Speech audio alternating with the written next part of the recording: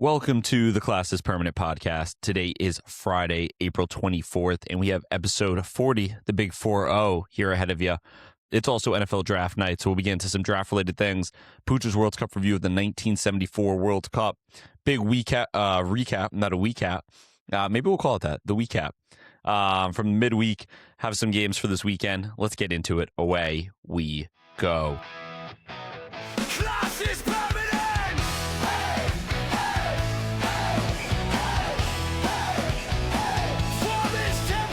Alrighty, I'm joined by a man who's officially a fan of the second team in England at the moment, Dan Capucci. Hey, Pooch. Hey, Ethan. How are you? I'm good. How are you, Pooch? I'm good. Okay, just good. That's it. Yeah, good. Do you want me to? No, but usually you're like, oh, I'm good. Like this happened today in my week or something, but okay, no problem. Nothing. Just living the dream. No, I'm just as good as one can possibly be. I'm not great. I'm not fantastic. I'm not mediocre. I'm just good. Okay, fair enough. I'm neutral. I'm a card neutral. So you're just rolling along. So yeah, it's a great. Actually, that was a fantastic point by both of us there. We just D-Wade and LeBron with that one. And let's throw it to Chris Bosh. What's up, Owen? That was well done. I'm happy to be Chris Bosh in this scenario, by the way.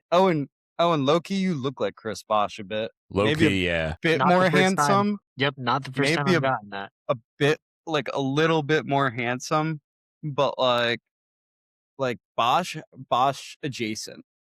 Yeah, Wait, Bosh Pooch, is a cool dude. who's D-Wade and who's LeBron? I'm D-Wade, you're LeBron. I don't know if I want to be LeBron. You want to be LeBron? Not really. I want to be D-Wade. Why don't you guys want to be Braun? Bron gonna I Bron. like. To be fair, I I'd like also Legault. rather be D-Wade in this scenario for some reason. See what I'm saying? Yeah. D-Wade was the first basketball player I ever was like, man, this guy's fantastic. And then once the big three ended, I was like, I'm not really watching NBA anymore. That was the only reason I'm watching it. But I remember growing up and seeing D-Wade and Big Diesel team up. So. All right. Wade's a cool dude. To answer your question, I'm fine. Okay, thank you for answering the question. I'm not going to ask you how you are because Pooch already did, and I don't want to be redundant. But I do want to point out that we did collectively ask you how you are this episode.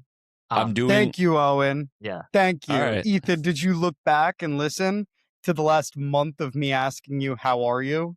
I have, and they were all rhetorical questions.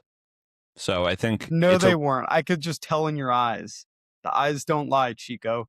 Well, because you asked how I am, I'm doing well. I'm in an interesting spot here. So we mentioned it, NFL draft night, which as Americans, I don't know. For me, NFL draft night, it's like anything draft related immediately becomes like the best night of the year for me.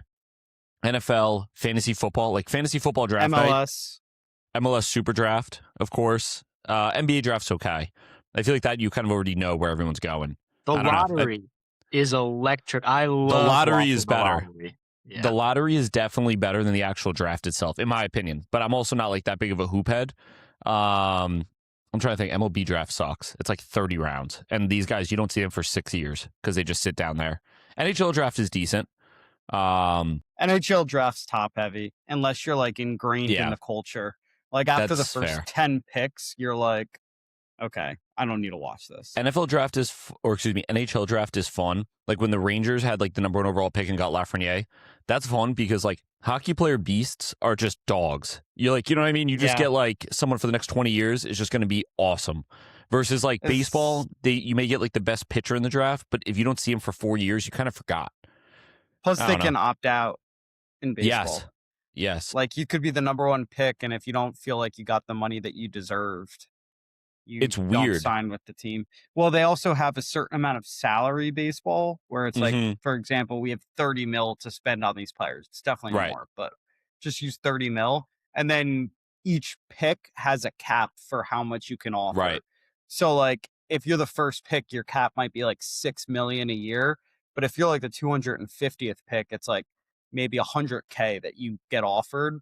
Yep. And like, then the team has to mathematics. So like even that's a cool part about it, I guess, is where it's like, okay, like we have maybe like the number 15 pick, like there's 4 guys that are like really, really good, but we know we won't be able to offer them the money that they want because we maybe have picks later down the line that we're trying to offer more. So they come to us and they don't go to college or don't stay in school.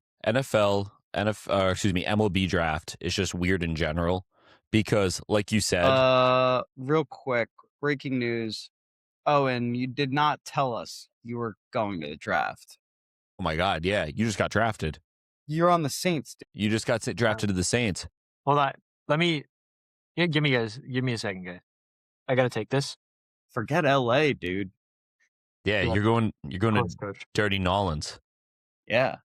Great city. I can do it all, Coach. I can do it all. I just can't post to socials. Yeah. No, Coach. No, I won't post. Can you please stop talking? Sorry, Coach. Yeah. No, I won't post to socials, Coach. Yeah, I'll be there, Coach. Thank you. Good job, Owen. Congrats. I don't want to make a big deal about this.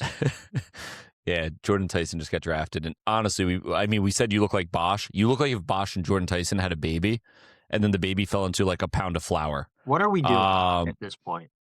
Yeah, we should move on to the footy. Yeah, let's move on. Well, going back to the draft, I wanted the Giants to take Caleb Downs or Sonny Styles. So far, we're through pick 8. The Giants took Arvell Reese, which puts me in a weird spot emotionally because it's like most people project him as the number 2 player in the draft, but I didn't really want him. I wanted Sonny Styles or Caleb Downs, so I'm a little weird where I'm like, I didn't do any research on this guy, so I think it's good. Arvell Reese is a dog. Yeah, he's a demon. Fine. I'd be happy with that. That's the thing. It's like he's a demon, but I've done no research, so it's like I don't really know what I just got. You know what I mean? It's like someone gives you a rare mineral or a rare gem, and you don't really like.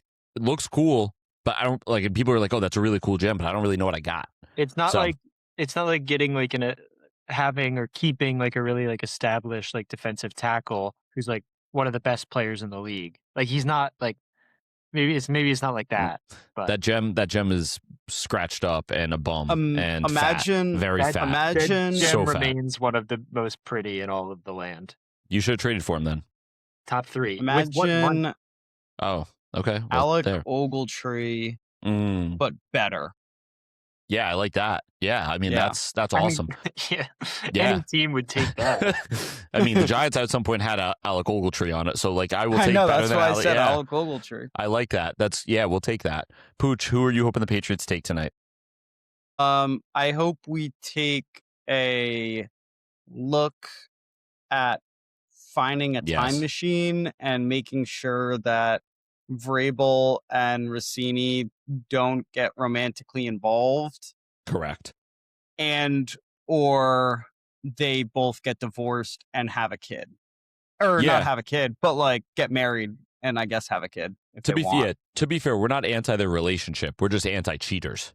Yeah. And they're cheating, right? Like I think I was texting somebody this earlier today. I think that there's 2 roads that both of them have, like in front of, like 2 options, basically. I guess 3. 3 is just be labeled cheaters and like everybody rip into you everywhere you go, whatever. Yeah. Or dap you up. The second option would be they get divorced and then they marry. Fine, whatever. The third option, which I think they should do, is hire the private investigator that was hired against them. Ooh. And Reversal. Find an NFL scoop, even like that would bury this one so everybody would forget. And That's think smart. I found the one. I think it's Andy Reid cheating on hamburgers with a salad. Okay. That's possible. Because the dude loves his cheeseburgers so much that I think if somebody caught him like going to like Just Salad or like Panera Bread and like getting just salads all the time, they'd be like, what happened to my fat Andy? Yeah. And I think that would be a bigger story than this. Let me tell you something real quick about Just Salad. Just Salad, since I've quit my corporate job, I have not seen a Just Salad. I've not heard of Just Salad at all. That is literally a thing that only exists when you have a corporate 9-to-5 job. Just Salad. There's none anywhere else on earth other than in New York City or somehow wherever there's an office building. The worst part is it's not just salad. Like you can get a wrap in there. Yeah, I hate that. If you're going to Just Salad and you get a wrap, you're a bum. You're a bum. Yeah. You're confused. Yeah. Definitely wasn't going to bring up That's What I Do. But anyway, Owen. Oh no, So, Pooch, do you have any names that you would like the Patriots to draft? I just said I just want the That's it. Rossini That's it. variable thing to end. I would give up my first round pick for that. Fair enough. I mean, I think they probably would too. Owen, who do you want the Vikings take? Yeah, Pooch, I love the places you take us. Those pictures you paint in your brain, these scenarios are always fantastic. Yeah, two names that I'd like to throw out for the Vikings. The big one, the most likely one, Dylan Theinman, the white safety from Oregon. And Purdue. Right. The Vikings are losing one of the most underrated players in the history of the sport. Harrison Smith is retiring from the game. I truly believe this is no Vikings bias. I'm a very logical thinker. Always. When it comes to sports and otherwise, Harrison Smith is the best safety in the history of NFL. Wow. I don't know how it slipped under the radar like it has, but this dude has dominated the league from the safety position for decades. Anyway. He's better than Ed Reed? Yes. He's better than Troy Polamalu. Troy Polamalu had big hair. If he didn't have big hair... hair... Troy Polamalu's overrated. That's why I brought up Ed Reed. Right. Ed Reed's great. Harrison Smith is better. And if you don't want to try the eye test, look up any stat. Harrison Smith has you beat. Anyway. So Dylan Theinman, right. Another white safety to replace Harry. We can't expect Harrison Smith, but a good starting safety. Vikings have struggled in their secondary since I've kind of been alive, and they've been trying to draft secondary for years and years and years, and it hasn't worked out. I don't know if this guy's going to be the answer. People seem to like him. He seems to be good. He's super physical. He's got that NFL build already. So whatever. The other name, Caleb Banks, the tackle from Florida. Big boy. Yeah, he's a big boy. I like him. I like what I've seen. I haven't seen too much, but I like it. I'd rather Theinman, but Banks would be cool too. We're going defense 100%. If we draft anything else, the New York Football Giants select. Everyone get excited. Please say Caleb Downs. Francis Mauigoa. Okay, I will take Francis Mauigoa. You know why I'll take that? Because that's somebody I've been projecting the Giants all year. Let's get into soccer, though. We didn't get Caleb Downs. We're going to have to trade back into the first. Okay, anyway. Pooch, you read the 1974 World Cup? Yes, sir. All right, I'll try and 5 keep minutes this maximum. Quick as possible. 1974 World Cup. Initial thoughts, good, not great. So Cold War is at its height. So a lot of geopolitical things are bleeding into football in terms of countries hating each other, in terms of like embargoes and stuff like that, wars, but a lot of them. So I'm not going to get into the specifics. If you want that, just comment Pooch Geopolitical Pod, and Ethan and I and Owen will start a geopolitical podcast. England do not qualify. So 8 years after they won the World Cup, they don't qualify. Their head coach that won it for him fired.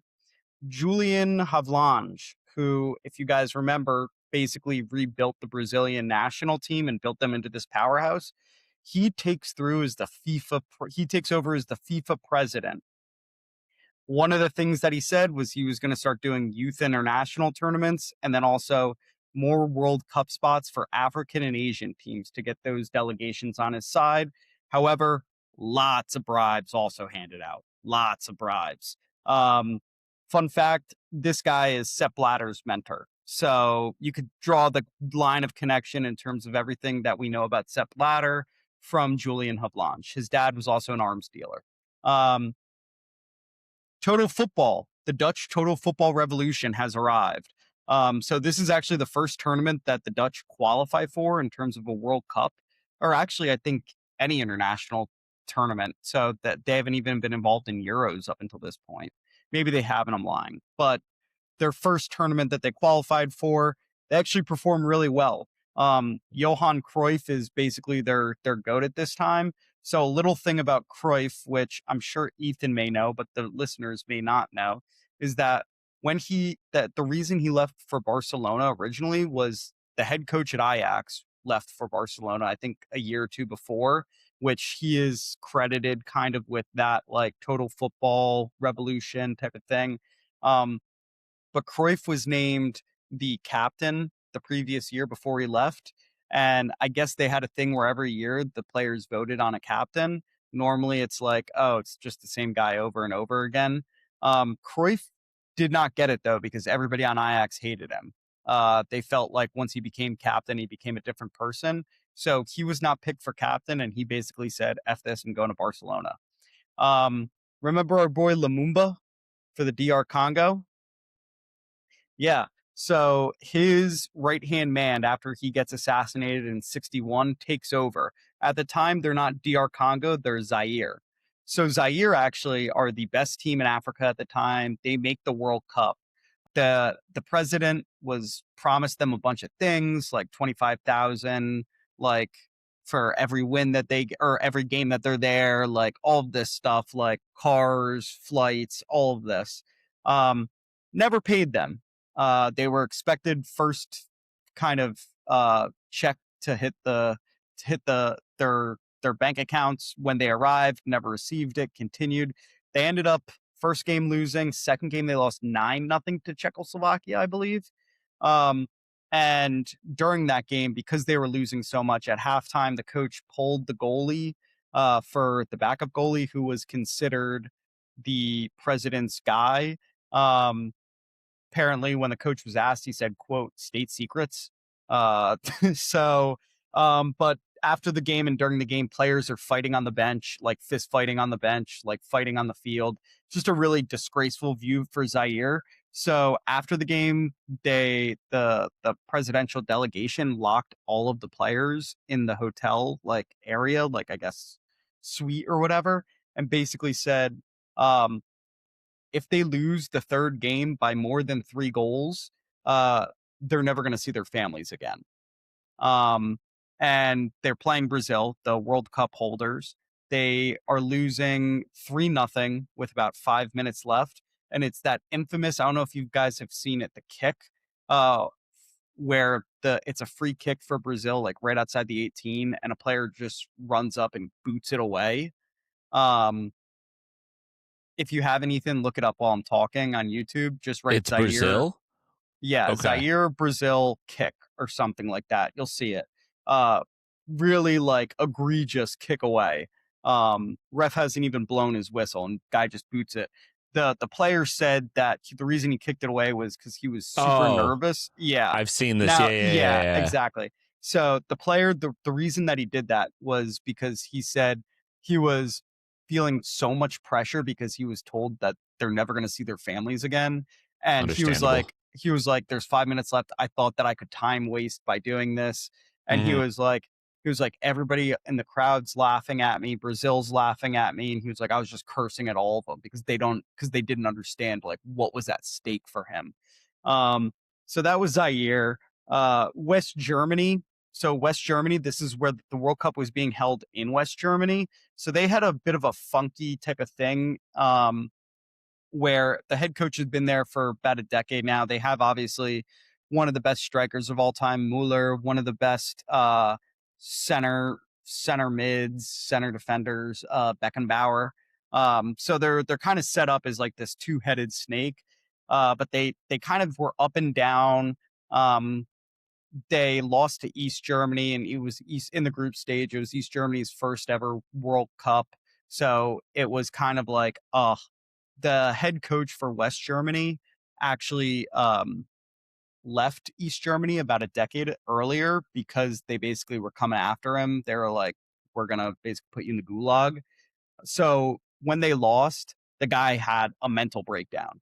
He literally locked himself in his room at like wherever they were in the hotel, and they would have to mush up his food for him because he wouldn't eat. The guy legitimately had a mental breakdown.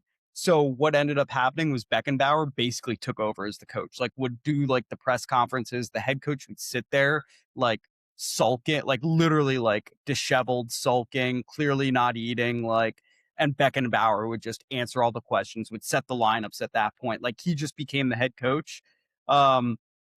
Cruyff did basically the same thing for the Dutch team, even though it's his Barcelona head coach, the guy who coached him at Ajax. The guy was like, who do you want on the team before the tournament? And Cruyff basically picked this Dutch team for him including leaving off players that he did not like personally from the Ajax team. It's just like, he's like, that guy I had beef with, like, no, like, he's not coming. So it was very funny in that sense. The final, the West Germany beat the Dutch. As you could tell, I was mentioning a lot of Dutch and West Germany there. West Germany beat the Dutch for their second World Cup. And Caleb Downs has gone to the Cowboys. I know that, I just saw that's a kicker. And so when the Dutch players, they said, quote, that they feel like they just forgot how to score the second goal. So it was tied 1-1. West Germany tied it before half, but the entire game, it was basically like the Dutch were in control because of the way that they played, but it just felt like they just like were passing so much and playing so many ball. Like they were just moving the ball and passing so much that they kind of just were like, oh, it's a training session, and like forgot like, oh yeah, we need to score a goal here. So that was 1974. I think I ranked it the 4th best World Cup so far. I thought it was good. Could have been better. I think there were a lot more outside of the tournament type of things happening, but not necessarily like fun things. Like we're getting like the rise of like bribery in the game, geopolitics weighing in on things, players being told they're never going to see their families again. Not really fun things, but interesting things. So that's why I ranked it 4th. Okay, fair enough. Very, very well done, Pooch. Yeah, we're trying to get to a little bit more relevant times, more modern times. Let's talk about more modern times. Let's talk about the midweek recap. We will start off with the Premier League. City played Burnley this week, and City beat Burnley 1-0. With that win, they're officially level on points with Arsenal, but because of goal differential, they have jumped Arsenal. They're tied with Arsenal. It's because they beat them head to head. Are they? Yep, they both are on the same goal differential. Okay, well, regardless, they're top. I just want to make sure that we're not putting out false rumors and gossip. You're right, they are. Yeah, they are both on 37. I read that incorrectly. I'm just trying to keep us. No, you're good. Touch you're with good. Everything. No, you're totally. And it's good to know what happens if you have the same goal differential, that it goes to the head-to-head.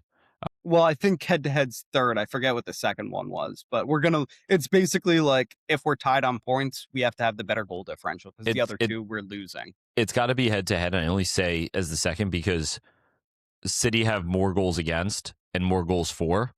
So, like, if it was... It might be goals for is the second. So, right. That's why I'm saying, like, the only one I care about is goal differential because I know that the second and third ones we're losing. Yeah, they're not going to help you. Yeah. All right.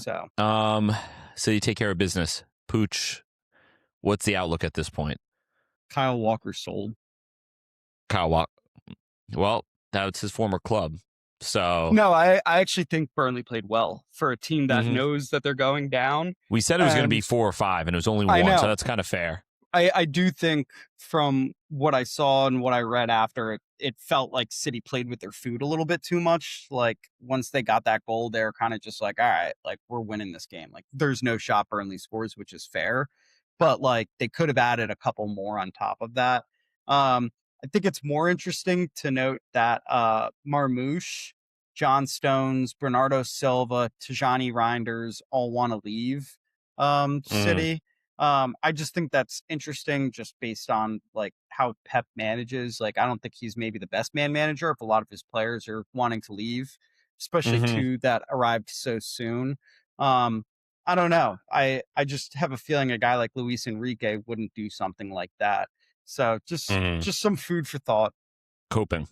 I'm not coping. It's just a continuation of our conversation the other day. All right. Yeah, I mean, it's weird. He actually stopped playing Reinders like in January. Before that, Reinders actually looked pretty good. I've been seeing stuff, though. It's like up until January, everything's an audition for Pep. And then afterwards, it's like, all right, these are my 13 players. So, I mean, hey, that's a hell of a way to do it. It's kind of like college basketball where it's like right. Most of the season you're playing like 12, 13 guys. And then when it gets time for like the conference tournament or like, March Madness, you're like, all right, here's 7 or 8 guys that will play. Yep, 100%. So let's move on to the next Prem game that happened this week, or at least relevant one. Chelsea lose to Brighton 3-0. Meta, find me open job roles. Meta, say open to network on my LinkedIn page. Liam, it is time to officially hit LinkedIn. Here's what I'll preface. First off, Spurs just can't have anything nice. Why couldn't they just let him see out the season or until they played us?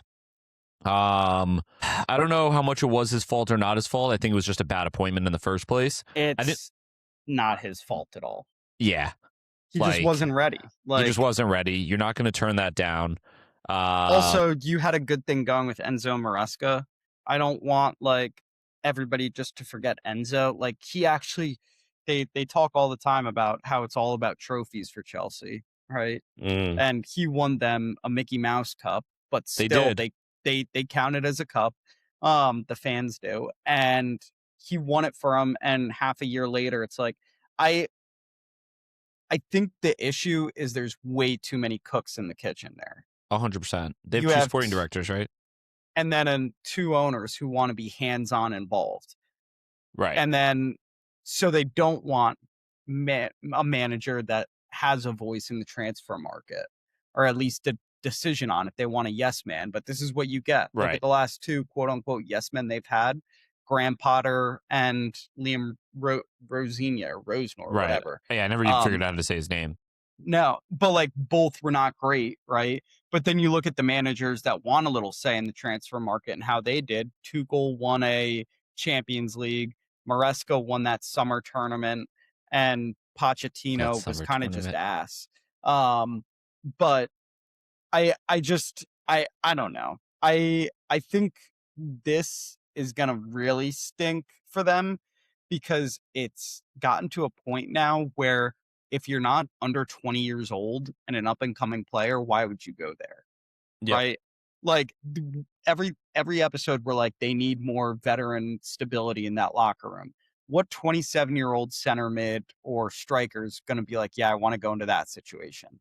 What manager who isn't a young up-and-coming manager with not a lot of experience is going to go, yeah, you want to what? I'll take that job after I know every single head coach gets fired 6 months in. Here's the only thing I would say that's different about the manager.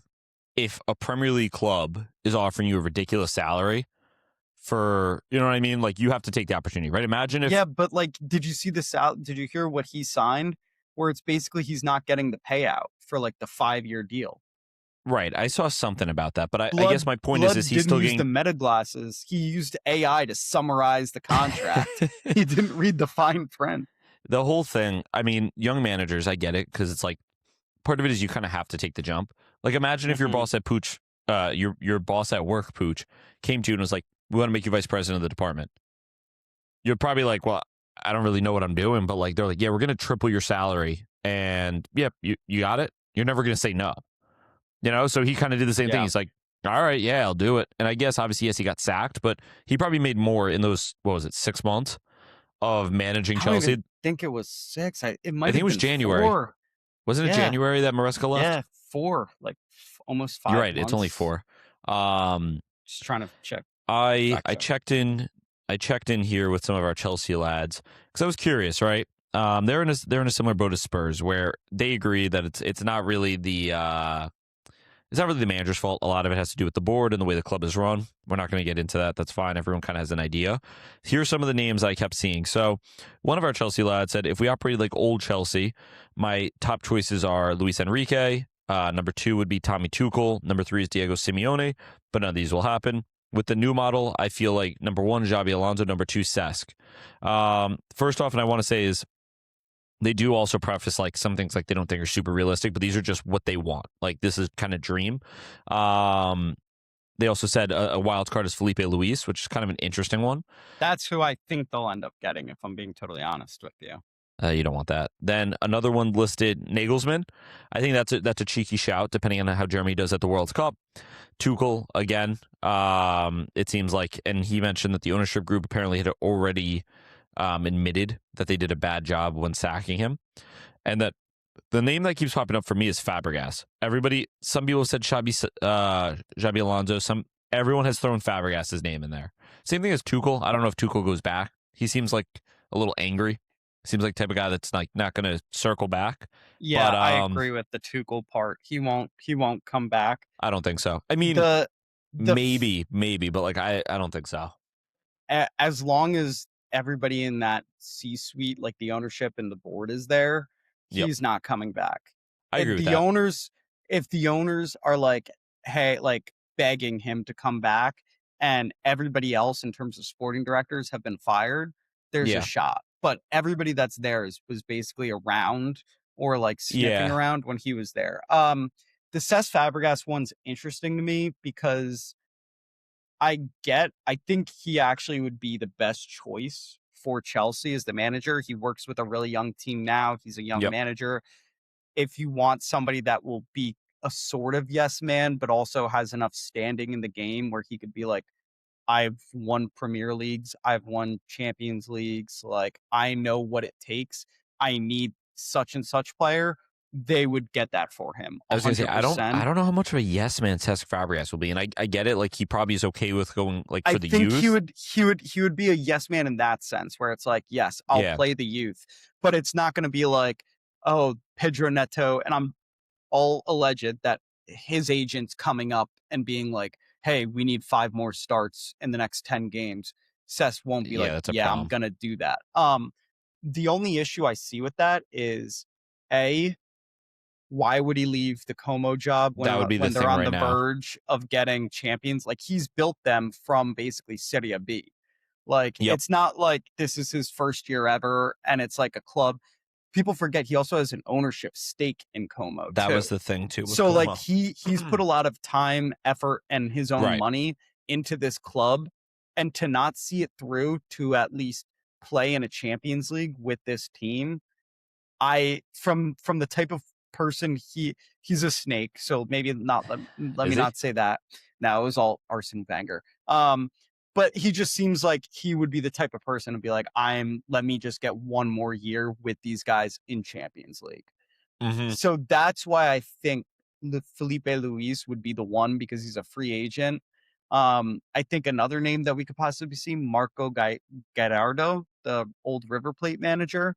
Okay. If he's available, I don't think any veteran manager like a Luis Enrique or Diego Simeone is going to be like, let me go to Chelsea right now, because those guys have so much standing in the game that they're going to want it the way that it's done. They want an owner like a PSG owner, an Atletico Madrid owner, where it's like, here's 250 million, do what you want with it, get us to a Champions League semifinal, get us the league. Like, here's my thing is I agree with you. Number one, like I keep seeing people be like, oh, Luis Enrique, maybe he'll take the Man United job. Why would Luis Enrique leave a PSG team that just won the Champions League, can arguably do it again this year, and they have like no reason to, you know what I mean? I know it's like, oh, maybe he doesn't sign an extension. Luis Enrique isn't leaving to go and try and put Chelsea in the Champions League. They're not going to be in the Champions League next year, right? No. Am I wrong about that? They're not in the spots. Same thing with Cesc. Cesc is right now in a Champions League spot. Wow, big news. Ty Simpson just got drafted by the Rams at 13. Bad pick. That's a big news. That's a bad pick. Interesting pick. The Rams are weird like that. The Rams are just kind of do their own thing, man. But let's get back 13 picks. 100%. That. All right. I did read something about the Rams this week. Like the Rams do not care about your positional value or what you think. Like the Rams just draft whoever the hell they want, and they do well because they're just like, yeah, we could have probably got him 10 picks later, but if he's going to help me win next week, yeah. And I get it. That's kind of cool. But going back to the Chelsea manager before we move on, we'll obviously see who's available. I like the Nagelsmann shout. Nagelsmann's kind of flirted with Europe, or excuse me, coming back. Yeah, Nagelsmann to me is the only one with a high enough standing where I would be like, I could see it. But also at the same time, he's another one of these guys where it's like, I play a certain style of football. I want to bring in guys that I want. And I just don't think the way that Chelsea's set up right now really helps a manager with like a good standing in the game, if that makes sense. Yeah, like if you have a good standing in the game, like I don't know. Like something has to change. Well, that's the issue. Is like if they make a bunch of changes and they're like, hey, every single sporting director, all 12 sporting directors are fired, and like we're gonna hire one particular person for this role who is in line with the new coach's values. It's like picking a GM in like football. Like you want to pick a GM first and then a head coach. I just think that they've messed it up beyond, but like it's not a 1 year fix it and like we're good type of deal. Yeah, if they don't make Champions League. Yeah, I mean it could be. We'll have to see. Well, they do have talent. So my issue then is also I'm seeing reports of just like players that are like, I kind of want to leave. Like I wouldn't be shocked if we see a Marc Cucurella, Enzo Fernandez, I think is out the door. I honestly, and the Chelsea fans are going to hate me, I don't know if it's Man United or not, but I think Cole Palmer might be done. Like, and this is me being super serious, like not a joke about Cole Palmer being, I just think the guy is like, whether it's the board thinking we can cash in on him now, kind of like what they did with Mason Mount, or just like, well, Mason Mount and Cole Palmer are just different players. They are like 100%. Cole Palmer's like so much better than Mason Mount. Yeah, you're gonna say no? No, the look you just gave me. I mean, like Cole Palmer's definitely better than Mason Mount. Mason Mount was like a promising attacking mid, but like Mason Mount wasn't Cole Palmer level.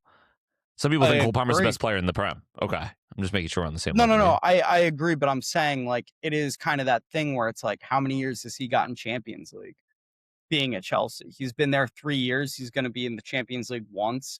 Like a player like that, you're like, he's probably thinking to himself like, like, is this a situation I want to be in where it's every single year and whole new squad?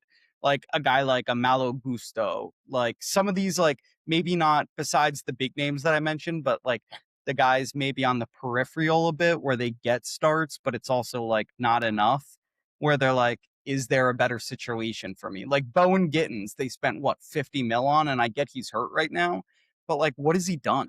Like, you know what I'm saying? It's like they make decisions like that. Garnacho, like he'll stay, but like it's Liam Delap has been a bust. Like, dude, they signed, I don't know, Gueye or whatever from Barca. The dude, him and Joe Fernandez, man, they both left Barca for minutes, and they both played significantly less minutes that they would have played at Barca. It's so funny. But if I were to fix Chelsea, here's my 10-second way.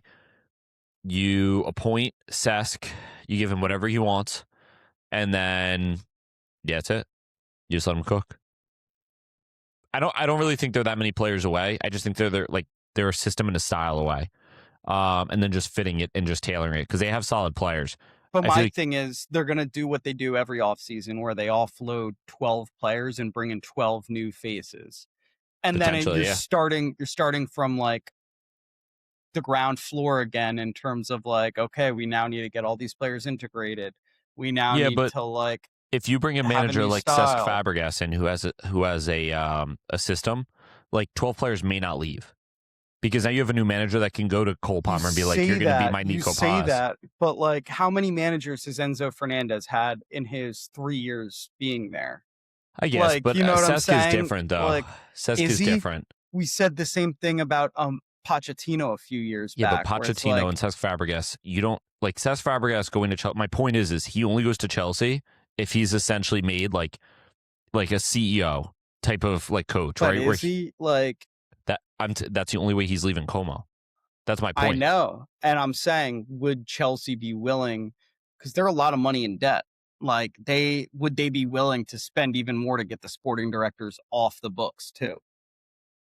I don't really think that would be the biggest deal. If they were doing what we said, I don't think they're going to move that way. They've showed no reason to move that way. But my point is if they are like getting the sporting directors off the books, like I wouldn't be stressed about that. You have Todd Bowley as your owner. You know what I mean? Like the money one way or another, and they move their money the way they do. They'd figure it out, but we'll see what Chelsea end up doing. Quick La Liga, Barca, and this is tragic news. Barcelona beat Celta Vigo 1-0. Lamine Yamal takes a penalty, and his hamstring is torn. He loaded. Yeah, his season will be done. But he is slated. They specifically said that they're being very conservative with him, which means I assume if like we were in a proper title race, he probably would play. Maybe the back end of the season, catch last game or two. But because the World Cup is coming up, they've kind of deactivated him for the season. I think maybe it's a fake injury. I think after he scored, he looked at the bench and said, "You know what? We good, boss. Let me just hold this hamstring real quick." He needs some time off to rest. He wants to win the World Cup. Also, last year he faked an injury. I forget who it was, who they were trying to get on the field. He was trying to get one of his teammates, one of the guys on the bench that never plays. So he faked an injury at the end of a game. So they had to take him off, and he pointed at who he wanted to sub him on. Supposedly, his backup right now is Rooney Bargee or whatever you say. And they feel could be. Who's been very promising. He's looked good, but he doesn't get enough minutes, and they don't want him to leave. So the conspiracy is Lamine is faking an injury just so Rooney could play. Ferran Torres' goal was called offside, but when you watch the replay, he just was not. It's the third time as a Barca fan I've seen Barca always once. The referee's fault. Who went 14th overall to the Bucks? Yeah, this Pooch guy, man. So what's Arsenal's fault for coming in second? We just bottled it this year. Okay, clip that. Anyway, Barca won. See, I stand on business. I don't blame the referees for my team. My team won. My team won. Yeah, congratulations. My team won. I'm talking about my team winning. It's just every week a complaint from a Barca fan about the referee. All I've been hearing about is how aren't you guys the ones that paid off all the refs in the 2000s? See how Madrid fans, they need to deflect. They need to start deflecting. I'm not a Madrid fan. Talk about your club then. You have a big semifinal against Atleti. You should be excited. Your season's not over. Beat Manchester City. Win the league, man. Semifinal against Atleti. Oh, I thought we were on La Liga still. I don't know. Since you've blackballed me from being a Barca fan, I don't know what you are blackballed from being a Barca fan. I know. You were never a real Barca fan, by the way. I was never a real Barca fan. Yeah, you're slimy. I do like La Liga in general. La Liga to me is like the NBA. I don't know if I have a team. I like a lot of different teams. Well, Real Madrid beat Alaves 2-1, and I don't really know why, but the players just started apologizing to the fans, which I think is kind of funny. They started apologizing. Alaves fans or Madrid? Madrid players apologized to the Madrid fans after winning 2-1, which is just kind of hilarious because they're kind of like, sorry, we were low-key a little bit ass today. We got the job done, but like, that's on me. And then Elche beat Atleti 3-2. Atleti did not play their starters. So you watch a little bit more La Liga than I do. Do you think there's a chance Sevilla goes down or no? It feels very much like a Tottenham situation. They're only a point ahead of Alves, but Alves, Levante are the two teams kind of behind them.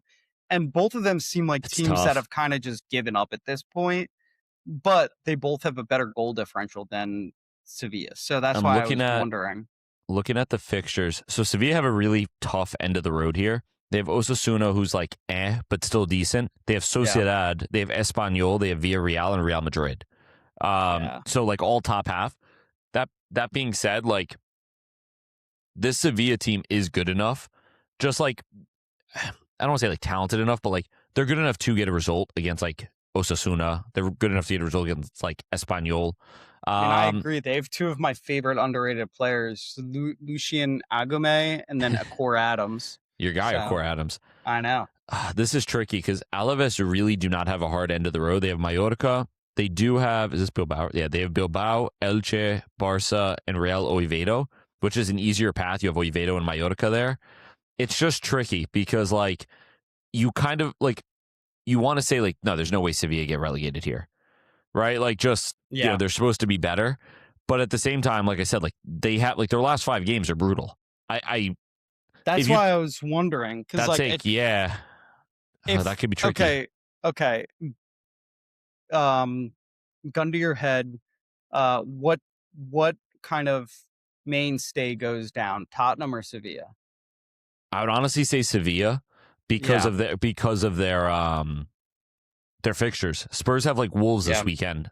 Like Sevilla don't have a single, like, even Elche and Alaves, they play each other, right? So like one of them is going to take points off the other. So if Elche win that game, they're going to pretty much like bottom Alaves out. Yeah. If Alaves win, they jump out of relegation, and Elche will probably jump back in it. So it's one of those tricky spots where, like, I don't know. We'll have to see. I have not really followed it as closely as I should have because when Ramos took over or was purchasing the club, it kind of felt like he was going to steady the ship. But yeah, it's also like it's different having Ramos take over compared to like some billionaire Turkish fella. Right. I mean, he hasn't even spent money. Like, he hasn't even bought players. He just kind of like bought the club. That's honestly, if like, and don't get me wrong, there's still probably, if you did the mathematics, a better chance that Spurs go down.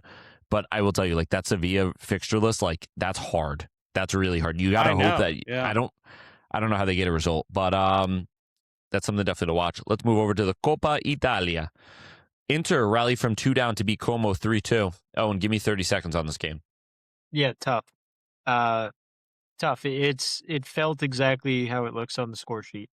Como had the game in hand, great first half, and slowly throughout the entire last 60 minutes of the game, you just got the sense that Inter was going to win, even when they were down 2-0. And they get the first one, you're like, they're going to win. They get the second one, you're like, oh God, it's happening. Then they get the final one, and it's like, I just watched this team throw it away. Como didn't play miserable. It's not like they started turning the ball over and tripping over their own feet. It was just, it felt like Inter had way more energy. They felt like a, more veteran, experienced, stronger team, 11v11. That's what happened. It sucks. Como definitely could have and should have won that one. That's something that's happened twice now to Como against Inter. So these stronger opponents, they can just outlast Como. Interesting. I don't like the way you use the word outlast. Sorry, man. It's all good. Lazio beat Atalanta in a penalty shootout. This was nuts. I don't know if you guys saw this. Lazio's keeper saved 4 straight penalties in the shootout. Let me tell you something. If we're talking about just epic sport moments, things that are sick, penalty shootout and your goalie goes beast mode and saves 3, 4, 5 penalties, that's one of the most entertaining things in sports. Not so much scoring them, but when you have a keeper saving them, at prime Emi Martinez in a shootout, awesome. Okay, now, Ethan, close your eyes. I'm not doing a Pooch fan fiction. No, I'm just going to say, close your eyes and now imagine that keeper doing it for Mussolini's club. No, I agree with you. Is it as cool? Definitely not as cool, Pooch. Okay. Fair. Hey, I'm with you. I was not rooting for them, but it is cool. The Coupe de France. Lens beat Toulouse 4-1. I actually learned how to spell Toulouse today. This is a name I've been struggling to spell for months. This was an epic field storm. Did you guys see this? It was I think it was Virginia, Florida State last year. Virginia wins, and it was the second the clock hit 0, there was just thousands of people on the field. Same thing. Game ended, final whistle, and there was just thousands of people on the field. The players couldn't even get off the field. Good for Lens. I don't know. It's always nice to... I've never known how to say that name, Toulouse. I've always thought it was Toulouse. Thank God they're not an American club, because that would be the roughest thing ever to have your imagine going to a high school and it's Toulouse High, and your football team just loses again, the memes that would get put on you every single week, tough. It was your flag football team being called Offen Fahey. Was that yours or no? I think I helped come up with that name, but I don't think it was me. So the reason why they named it that is because when you beat them, they meant you beat off in Fahey no, Hall. it was my team. Was, and then I think the team changed to Free Little Marcus, who none of us really know who Little Marcus is, but it's Kodak Black. Okay, free him. So, free him. And like Ethan just said, it would be Ethan's team would beat us 52-10 that week, and then when we would all talk in our weekly meetings or whatever, the person would get up, the commissioner of the league, and be like, okay, and this week, I don't know, Ethan's heroes beat off in Fahey, and it would get a chuckle every week. We were the Pittsburgh Feelers. We came to Coppa Field. The Pittsburgh Feelers beat off in Fahey this week.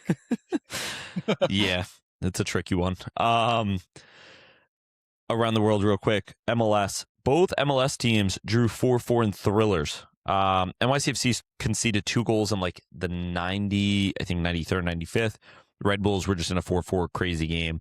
That was talking MLS.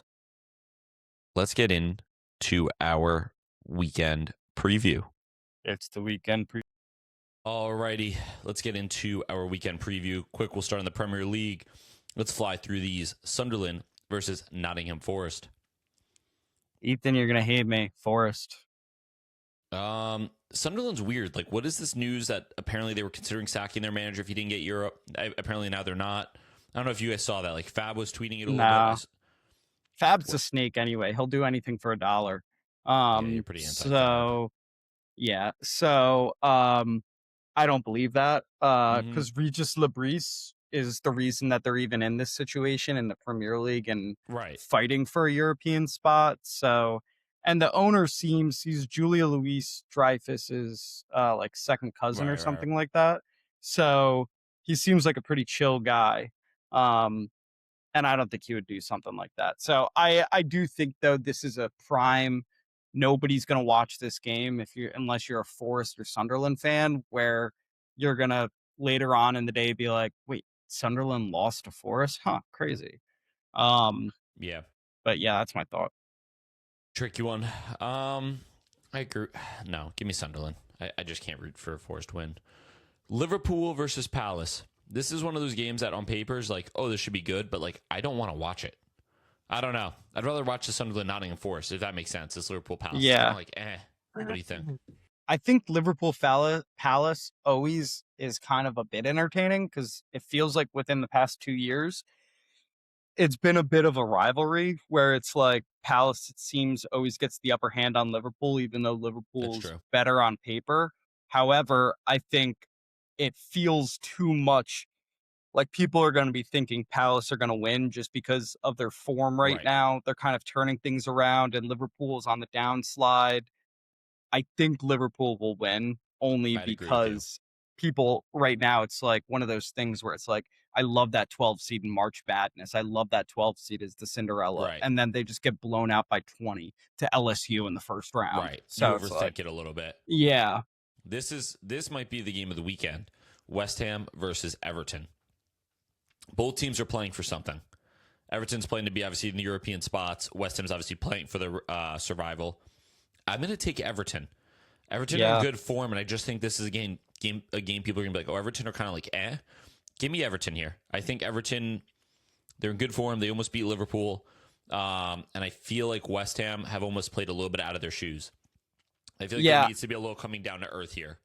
I think it's one of those things with West Ham where they have been playing kind of like bottom half of the table, and they're racking up points that way. But I think Everton's a different beast in general, like the way that they've been performing throughout the season. And like you said, recently, they went toe to toe with that Liverpool team. I think it is an Everton win. Wolves versus Spurs. Spurs got to get a win here. We can't go all 2026. But if you can't beat Wolves, relegate us. Relegate us. We need to win this game 2-0. I think Spurs are going to win, but I will say Rob Edwards has this team showing up week in, week out and looking respectable. So I don't think it's going to be a walk in the park in terms of like, 3 points in the bag.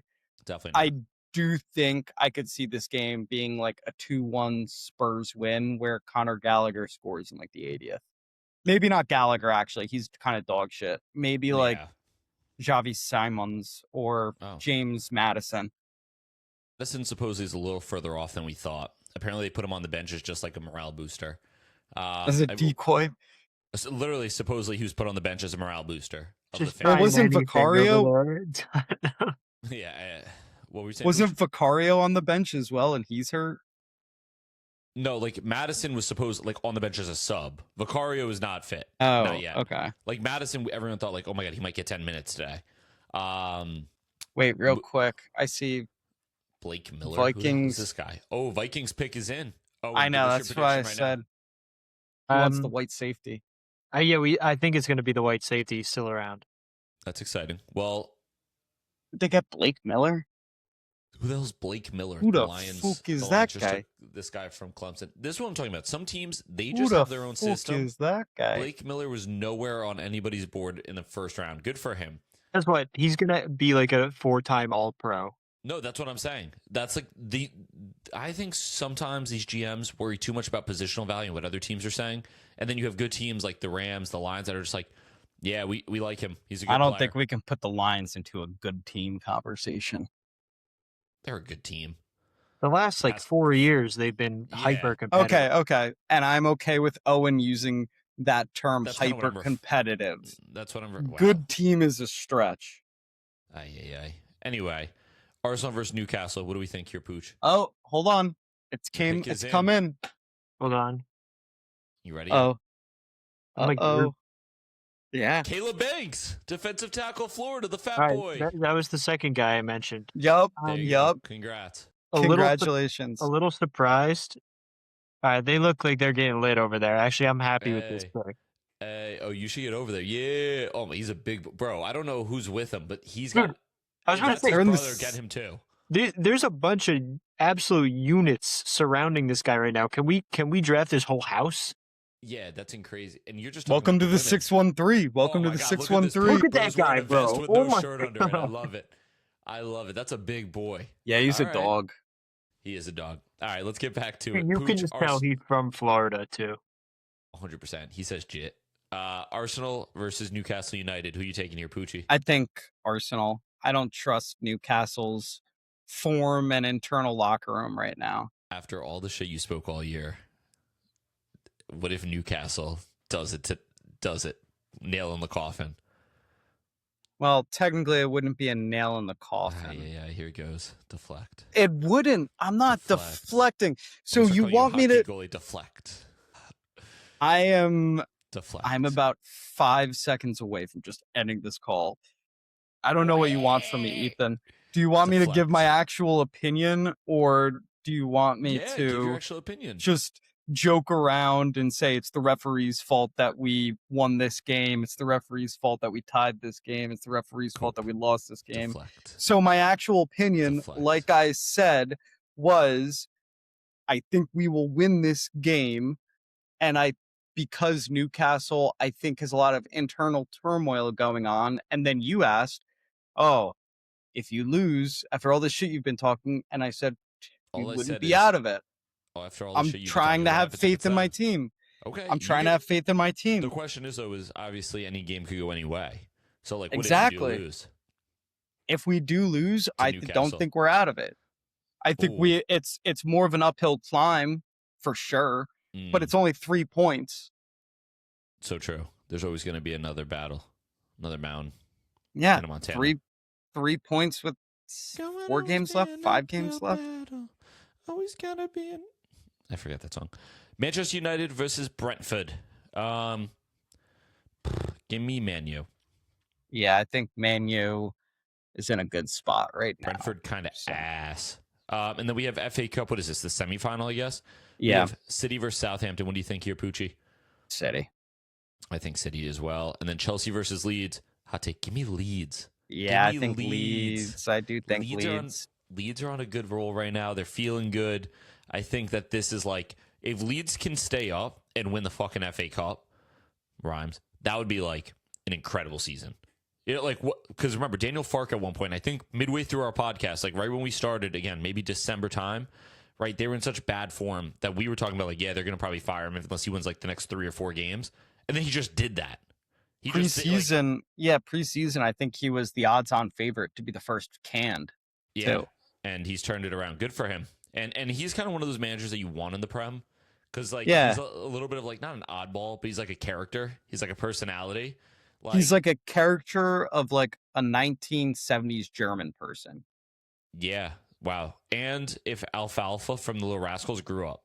I don't know why I see that, but, like, maybe, like, the slick down black hair. I don't know. Good stuff. So we do have some good Prem games this weekend. What I love about the Prem this time of year especially is all these games essentially have meaning, right? Sunderland's trying to be in the European spots. Nottingham's avoiding relegation. Liverpool, like, that's where it gets tricky. If you have a team that's kind of comfortable in the European spots, then, like, and they're playing a team that is, again, comfortable mid-table. I know Palace is still fighting to be in Europe, but it's like one of those things where, like, those games lose a little bit of value.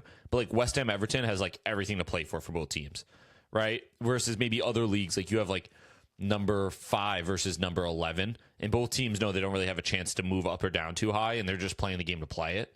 But let's move over to La Liga. Real Betis versus Real Madrid. Give me Real Betis. Yeah, I was going to say, I think Betis. Getafe versus Barcelona. I'm obviously going to take Barcelona. Pooch is going to say some bullshit. I mean, I could see Getafe winning, but I'll take Barcelona. The only reason why Getafe would win is because they're fucking terrorists. They're all terrorists. And the fact that Yamal's out, and I'm sure a couple other guys are going to say, Getafe, coach, I think I'm feeling something in my... Yeah. I think I'm feeling a Publiagia potentially coming on. Hey, it happens to the best of us. I'm just being honest. Like they know they yeah. have La Liga wrapped up, and it's like, do I really want to go against these guys that are going to be trying to take out my knees? Yeah, these dudes are going to try and before kill a World Cup. Like, no. If I was Hansi Flick, the players I'd play, I'd keep Joan Garcia in goal. That's fine. At left back, give me Balde. At center back, give me Araujo. Because at this point, it's like make or break for him. Give me, if Christensen is fit, I don't think he is. Give me Gerard Martin again because he's so freaking good. My point is I would rotate the squad heavily because Getafe are going to just try and destroy everybody. But this is a game that Gavi has to play because I think he likes physicality, so I think he'll do well. Pause. Yeah, play. Atleti versus Bilbao. Give me Bilbao. I don't think both these teams are so mid, dude. Atleti is not a good team this year. They are not a good. Who'd they team. beat in the Copa del Rey? Anyway, they're not a good team. No, give me Atleti over Bilbao because Bilbao are ass too. I'm also I was gonna say, give me Atleti. Might not be going to Bilbao, which is a shock. Dude, he's going to Chelsea. Well, I've seen people say that too, but I'm like, how can he leave that job? How can he leave his job at Bournemouth and not be going to Bilbao? He probably already knows where he's going. He probably knows he's where going. is it though? I don't know. Chelsea. Maybe he goes to Fulham to take over for Marco Silva. Don't do that. Maybe PSG. That'd be awesome. Portman, I could see him. I do think he probably has some backdoor deal already in place. But my point is I thought that backdoor deal was Bilbao. It just made sense. Right after Valverde announces he's leaving, 2 or 3 weeks later, it's announced that Areola is not staying. He's going to leave. So that's why I'm like, I don't know. Sometimes when people think you're going to zig, you got to zag. Someone clip that. And put that on a shirt. The Eagles just traded with. That's a saying. Pooch did not come up with that. Well, have you ever seen someone with a shirt that says sometimes when you got to zig, you got to zag? I guarantee you I could find one right now. Okay, so why are you such like a hater? That means that people are buying it. That means that we could be making money. This is just a unbelievable. Business guy. You're not what a business guy. What about? Have you ever seen a shirt that says, "Don't touch me, I'll shit." Literally, I've seen one that says, "Don't touch me, I'll come." Okay, I didn't want to say that, but I'm glad you did. Where did you find that shirt? You've never seen that shirt? I've never seen it. Where do you both go that shirt's prevalent? I just see it online. I follow an account that has funny T-shirt type of things. Okay. And I see it all. That one is pretty prevalent. I don't remember if we spoke about it on the pod. The Birds just got Mackay Lemon, bro. Yeah, fuck the Birds. There was an account I followed on Instagram that I think they're based in England, and it was half and half scarves, but they would just choose political things. So half of it would be Russia and half of it would be Ukraine. It would be shit like that. Slava Ukraina. That means Heroim Slava. Yeah, we are pro-Ukraine here. Owen, can you say it? Wait, I'm not saying what you just said. I'm going to fuck it up. But yeah, shout out Ukraine. I'm not going to shout out shout out Ukraine. Someone clip that. Shout out the other country in a similar situation. Real ones know who I'm talking about. Shout out. Yeah, don't say their name because the big BB. He's going to shut us down. He's going to shut us down. We can't. Serie. All right, back to footy before they find out. Serie A, AC Milan versus Juve. Give me Juventus. Give me Milan. All right. Genoa versus Inter. Give me Inter. Yeah, Inter. Torino versus Como. Give me Como. Como. Bologna versus Roma. Give me Bologna. I think they're gonna win. Yeah, I don't trust our backline. I don't trust our backline at all. Against Pisa, yeah, sure. They got a fucking tower that's halfway down on its way down. Yeah, that shit leaning. So that shit pooch after a couple shots. That shit leaning. That shit's future in the 2010s. That's all I got, fellas. It was one of those weird episodes that, we had some fun with it. The NFL draft is on. But if you made it this far, shoot us a text, let us know. Overall, it should be a shorter episode. I'm thinking it's probably going to be just about an hour. So that's a nice one. Yeah. But let's see how the end of the season wraps up. We'll have more as the World Cup gets closer. And yeah, unfortunately, no interview tonight. I ran out of pros. Hand up. That's all I got. Owen did say facilities. Owen did say there's a potential that he could get Twellman on. So Is that I'm true, waiting Owen? for that. No, not at all. Do you guys text without me? Potentially. Mostly just after the episode. Yeah, we FaceTime for a couple hours after every episode. I wouldn't be surprised. Pooch just keeps looking at Owen giggling. Anyway. Owen's a funny guy. Yeah, here he goes. Here goes Pooch. Anyway. Okay, Ethan's a funny guy too. No, I don't Is that what you want? Someone sounds jealous. Owen, tell Ethan he's funny too. That way he doesn't get too You're jealous. Such a funny little guy. Did you know that? that? Little guy. Little guy's crazy. Little guy is nuts. What side are you on with any of this? I don't know. I ordered love a hat this. scarf with Pooch's face and your face on it, but it hasn't come yet. Anyway, don't touch Owen. He might come. Class is permanent. Form is Oh, temporary. We will see you guys next weekend.